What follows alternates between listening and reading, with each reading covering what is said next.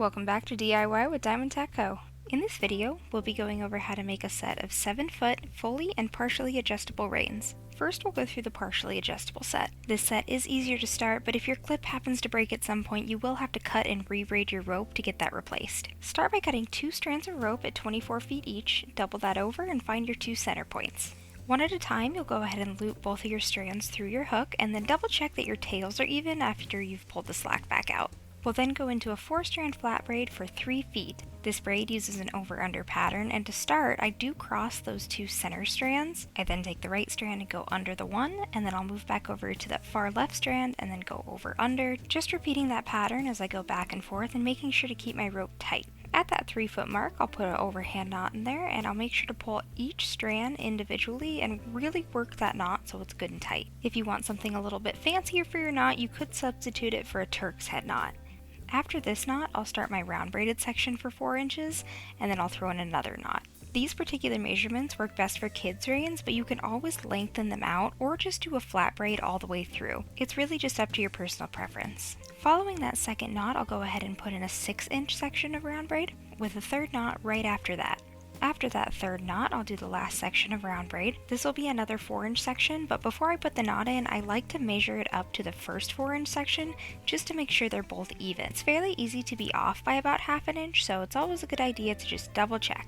I'll then move back into our flat braid, and because this is going to be our adjustable side, we'll braid it out to 3 foot 4 inches. When you get to your stopping point, you'll want 3 strands on one side and 1 strand on the other side. Starting on the side with the single strand, you'll count back 2 strands, and then you'll pull them apart to make a small hole. You'll then take that single strand and fold it back over at least 1 strand, and then thread it through that hole. I did flip this for a second, but after you've threaded that first strand, you'll take the center strand of the remaining 3 and thread that through the same hole you threaded the first strand through.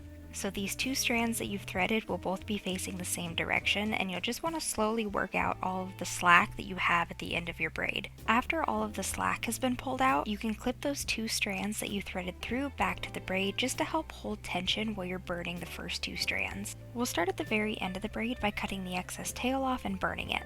After that, we'll just work our way back from there. There are a couple things to keep in mind when you're burning mule tape. Our goal is to only melt the piece we cut and not the surrounding material. We're also not trying to burn it or char it. It won't necessarily seal as well if it's crispy and burnt. Mule tape does melt when exposed to heat, so keep in mind, can anything above you catch on fire and can anything below you catch on fire, including your fingers. Keep your hands out of the way of any potential drip, and if you need to, ask someone for help. It's always better to be safer than sorry, and you can just take my word for this, it is not fun to get melted mule tape stuck on your skin. After all 4 of our tails have been cut, burned, and smashed into the end, we want to go back through and very lightly melt both sides again. When we're melting our tails, we want them to bubble a little bit before we smash them down, but when we go back and re-burn the ends, we just want them to shine a little differently than the rest of the mule tape. You really don't want too much heat in one spot here, so for about 10 to 15 seconds, just move your flame back and forth consistently. You can then smash it down and then flip to the other side and do the exact same thing. This helps to keep the end flat so it can fit through our conway buckle.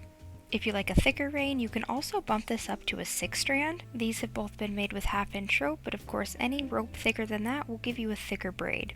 To make both sides adjustable, you'll start by putting your center points into a clip and braiding out about 3 to 4 inches. You can then move your clip down to the tails just to keep your braid from completely unraveling on you. From there, you'll just very slowly work all of that slack out of your starting point. Your braid will come apart a little, but that's not really a big deal. The important part is just to work those strands down and get that side as tight as humanly possible. As long as you can get this side nice and tight, you won't necessarily have to burn it, which means we won't risk compromising that side of the rope. When we're done pulling that slack, we should have a nice flat end that should easily fit through a conway buckle. And from there, just follow the tutorial from the beginning. Thanks for watching. If you found this video helpful, don't forget to like, subscribe, and share with a friend. If you have any questions, go ahead and leave them in the comments. You can also check us out on all of our socials as well as diamondtackco.com for all of our rope and tack kits.